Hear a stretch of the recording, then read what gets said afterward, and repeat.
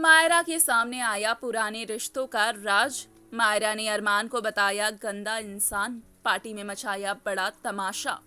जी हाँ, दरअसल हम बात कर रहे हैं स्टार प्लस शो ये रिश्ता क्या कहलाता है की, जहाँ की ढेर सारी ट्विस्ट एंड टर्न्स आने वाले हैं। जहाँ हम देखेंगे कि किस तरीके से अंशुमन और अभीरा की शादी की पार्टी और रस्में चल रही है और इस बीच में अभीरा नाखुश नजर आ रही है।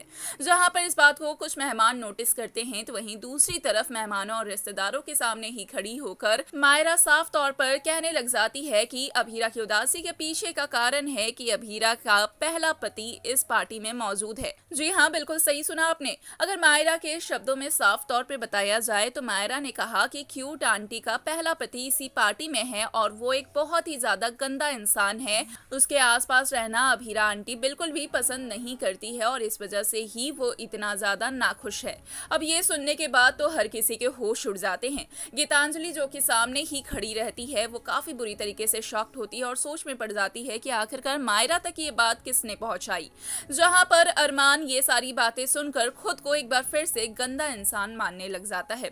वहीं इस पार्टी में बड़ा तमाशा मचते हुए अपकमिंग ट्रैक में नजर आने वाला है, क्योंकि गीतांजलि यहाँ मायरा को फटकार लगा रही है और ये सारी बातें अब फैलने वाली है और अभीरा के कान में भी जाएगी, जिससे कि कहीं ना कहीं मायरा के सामने ये सच भी आते हुए दिखाई पड़ेगा कि जिसे मायरा गंदा इंसान बता रही है वो कोई और नहीं बल्कि उसका ही अपना पिता अरमान है। वेल, अब देखना होगा, काफी दिलचस्प कि जब आएगी वो घड़ी तो कैसा होगा मायरा का रिएक्शन। हमें कमेंट में अपनी राय जरूर बताएं, साथ ही चैनल को सब्सक्राइब करें।